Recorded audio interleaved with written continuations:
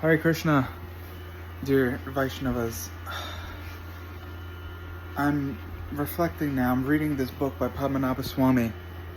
It's called Evolution in Divine Love. And he's talking about the entry point into the thesis of this book is that God is love. So Padmanabha Swami spends the remainder of this book using Shastric evidence, I'm sure, evidence from other traditions, the words from our previous acharyas. I haven't read the book yet, but I understand that this is the premise. He uses all of that to help us understand why that is, why God is love, why Krishna is love personified. If we're being technical, Srimati Radharani is love personified. But in one sense also, there's no difference between Krishna and Radha.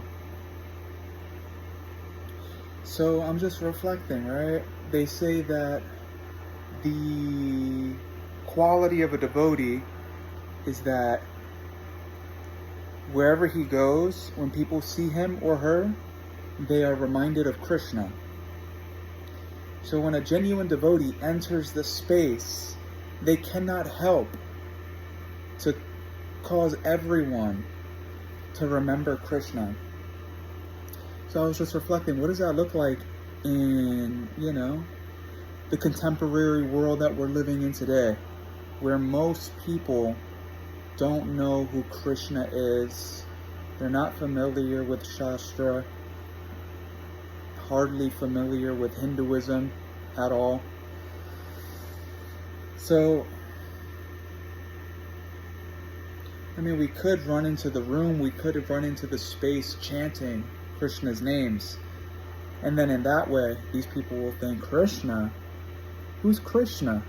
Yeah, they'll get the benefit of saying Krishna's name, but there won't be enough information from this present life, at least, to help them put together who's Krishna. He's a little blue cowherd boy who plays on a flute, wears a peacock feather in his hair, all those wonderful, characteristics that many of us spend our lives, learning about and trying to reflect on and appreciate deeply.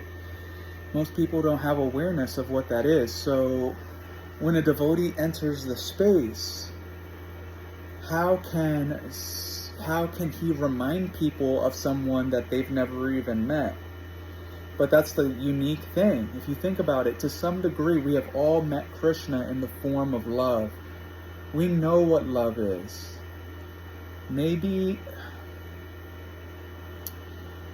unfortunately, there may be people out there who've never experienced unconditional love, but love is the language of the heart. And once you experience that for the first time, it moves you and speaks to you in a way that normal words cannot. It's a spiritual experience. And, I think that's how we in this day and age, in these times that we're living in, this is how we can fulfill that role of being the kind of person that when people see them, they remember Krishna. We can at least be for everyone someone who reminds people of love, what love is, what love feels like, what unconditional love feels like. Because, we may not know who Krishna is, in theory, like all those characteristics and qualities that we're blessed to know from Shastra. But love, we all know love. All of our hearts can speak that language. So, may Krishna bless us all, that one day we can become that kind of person, that wherever we go, people remember love, they feel love, and they want to give love also. Hare Krishna.